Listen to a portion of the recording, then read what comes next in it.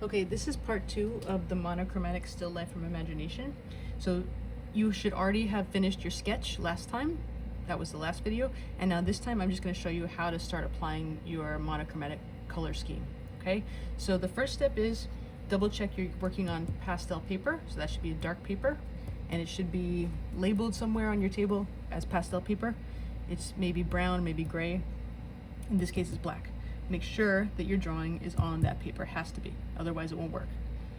And then the next thing is we're using pastels, so just make sure you're using pastels. Okay, this is what it looks like, and these are what they look like. They look kind of like crayons.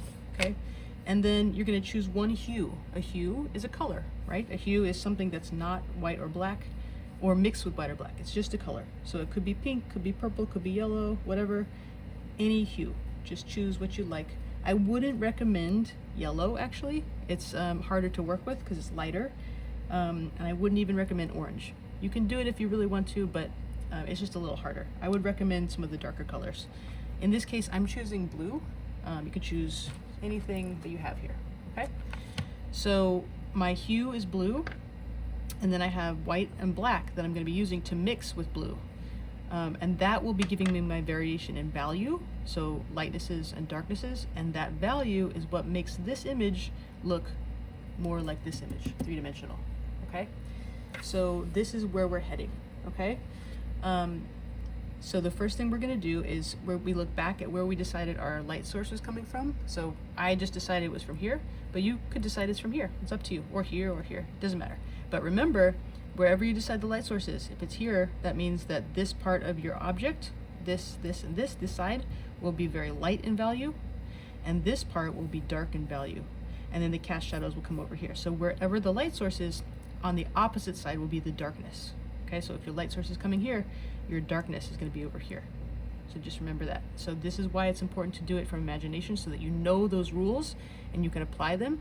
And then it's easier to do it when you look at things in real life and you draw them. Okay, so here we go. Let's just start with the bottle. So I'm going to start with the bottle. My light source is coming here.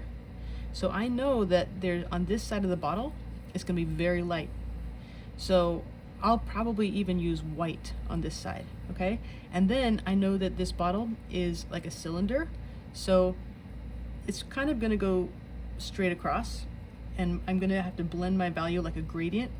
This is going to be almost black, and it's going to fade to blue mixed with black, which is a shade of blue, and then it's going to fade to just a hue, which is pure blue, and then that's going to fade to a tint of blue, which is white mixed with blue, and then this edge will be white, okay? The same thing will go for all of these, and then the cast shadows will be dark, all right? So we're going to start in layers. So I'm going to start with a little bit of blue actually here, just so that we can see where we are, because if you put your black on top of black, it's harder to see. So I'm just going to do tiny, very, very light layers of blue here. So I'm like barely touching the surface, just so that I can kind of see where it is. And I'm actually going to put my layer of blue throughout, because I know that I'm going to blend. And I'm going to leave this very edge alone. I'm not going to add blue to the very edge.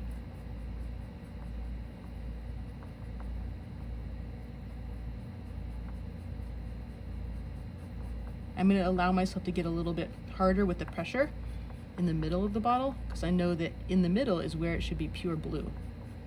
It's not like super dark or super light. So in terms of value, if you're like neutral, that would be just your hue. Okay, now I'm gonna add a little bit more of this blue, just so that I know where it is, and we'll be blending a lot. Okay, now I'm gonna go with my black. So on this side, because the light source is coming this way, I'm gonna use my black, because it's opposite of the light source. I'm working very, very light layers.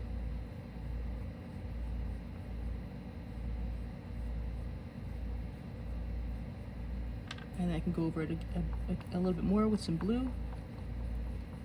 And I'm just getting a little closer to the edge, to that right side.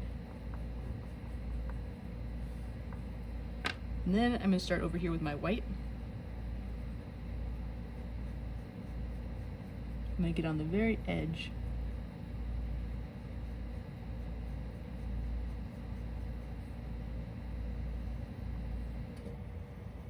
And then I'm going to go lighter in with my blue, with my white. I'll come back in and I'll mix it with blue. Again, I'm just using light pressure.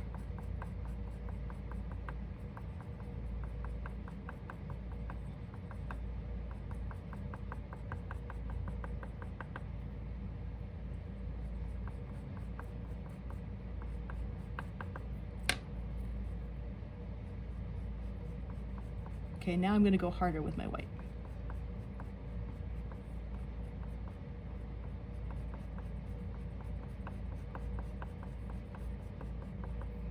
And now I'm going to go back to blue. I'm really going to push hard. And now I'm blending back out to the white. So I'm starting with my blue in the middle to make it really blue. I'm really pushing hard. And as I work my way out, you'll see that it's blending with the white as I go. And it makes this beautiful tint of blue.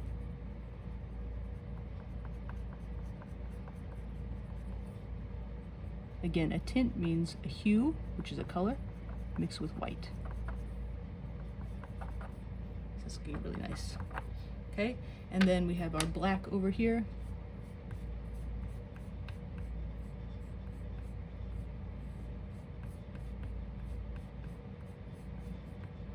And I'm going to go back, I'm going to go blend out with my blue now, okay? So here we go, I'm pushing hard with my blue. I'm going to blend it into the black.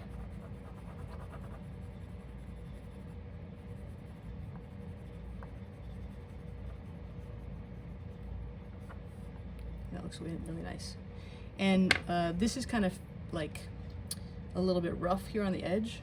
So that will go away when we add a background, but I'm going to come in with the edge, so I'm gonna like peel some of this off so that I have a nice hard edge to use.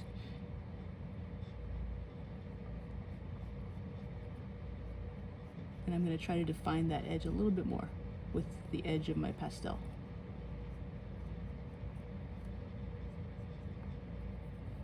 Okay, now you can use your finger.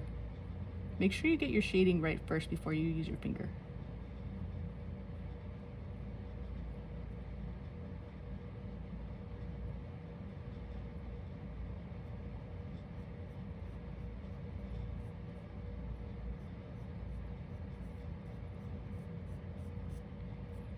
Okay, that looks really nice. And then, again, you can't see it too well over here until we put the background in. Now we would do the neck of our bottle. So again, this would be like blue in the middle of the neck, white on the edge, black on the side. So it's kind of following the same idea. And it's tricky because it's a very small area. You guys will have a much bigger paper to work on.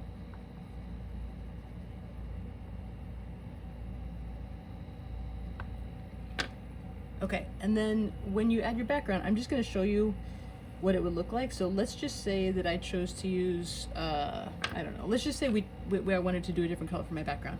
So when I add that in, you see how that starts to get rid of the edges, any kind of like rough edge that you have left over can easily be taken away. So that's like the finishing touch when you start, when you finish all of your objects with your pastels, you get them nice and saturated and they have correct value, then you can go back and when you put in your background, that will kind of like make everything look really well defined, and it gets rid of that idea of the rough edge of things. So now the dark part of that bottle is looking much better now because it's defined, whereas before it was blending into the black of the paper.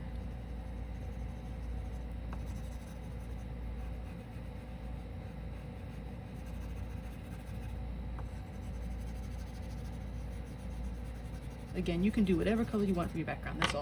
That's all good.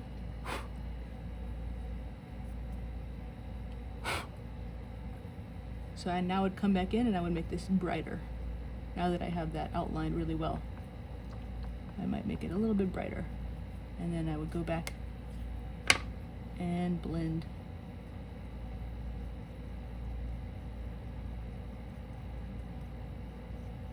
Again, we don't want our paper to be showing through, so we really want a nice saturation. And then I would also define this a little bit more.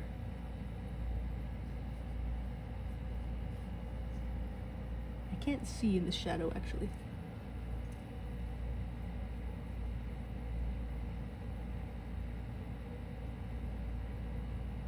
That looks a little bit better. Okay, so you just take it step by step and keep working until you have everything blended really well, until you have that like nice fade from dark to light on all of your objects, so that you have a very convincing illusion of space. You could even mess around with like a little highlight somewhere if you wanted to, and just see how that works, just for fun. It's up to you. Okay, so you would do the same idea would be for everything, and then after you've got all of these things done, you also want to make sure you don't forget to do your cast shadow, right? Cast shadows attach always to the edge, the very bottom edge of your object, and they kind of go almost horizontally out when you're doing it from imagination. When you do it from observation, you'll see what it's doing, and you'll just copy that. Okay. So again, if I were to do this, I would be making this completely black.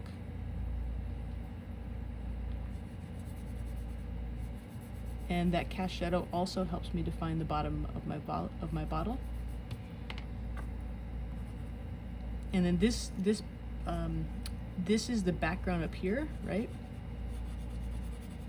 So if this is the background and I have my horizontal line, then this should be a different shade of this. So I want to make sure that I have a separation from the surface that the bottle is standing on and the background. So remember, just add in a little bit of white or black to make that difference. So I'm going to make the bottom, the surface down here will be like a tint of purple, and the background will be straight up purple.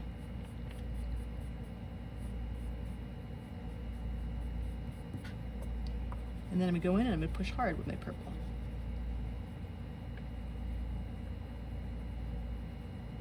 You want everything to be really, really well saturated.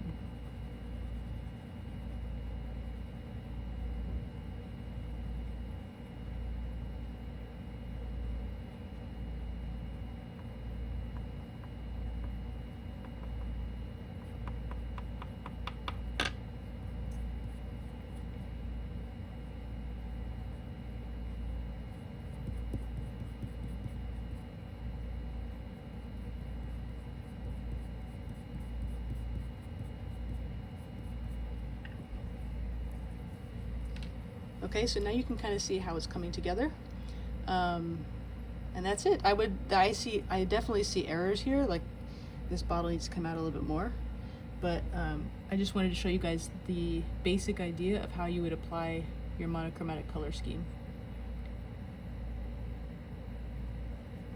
It's bothering me.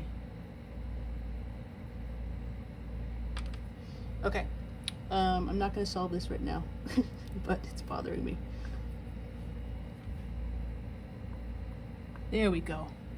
That's better. Okay, so now you got it. You would continue that for everything, and don't forget the importance of having a base, so a color that is here and it's going to contrast with your cast shadows and your objects, and a background that's going to contrast with your base color so that it looks like it's really taking up space. Okay, I can't wait to see what you create. And remember, the next step is full color and full observation, which is like the most challenging work you can do right now, and it's really going to launch you in terms of getting, just stronger and stronger as an artist. Okay, good luck.